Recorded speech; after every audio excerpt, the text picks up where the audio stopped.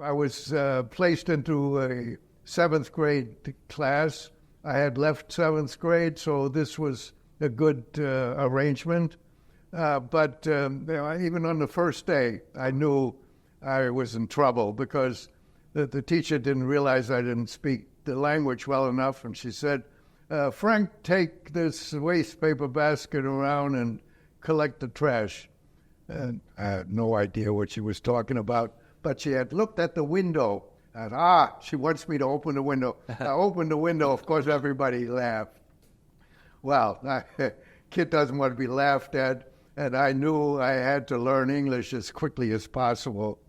And what I did was I listened to the radio, but the radio was very difficult because you couldn't understand what the thing was all about.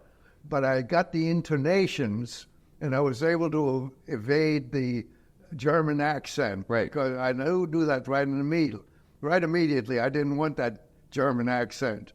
Now, what did help more was the movies, because the movies you could see what was going on, you could understand what the plot was all about, and when they started to talk, you started to associate the words with what the plot was. So they really helped me.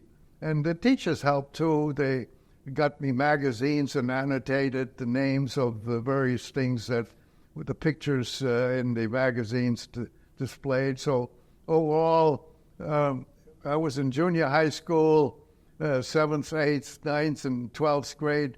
When I went to high school, I was doing fine, and I started to integrate, and I was no longer an outcast.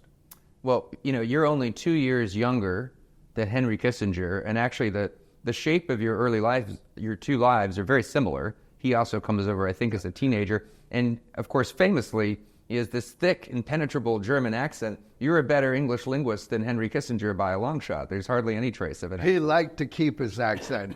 I think that was premeditated. Yeah. He wanted to be the foreigner who accommodated himself. Yeah. And I didn't want to be that. I wanted to integrate. I want to be an American.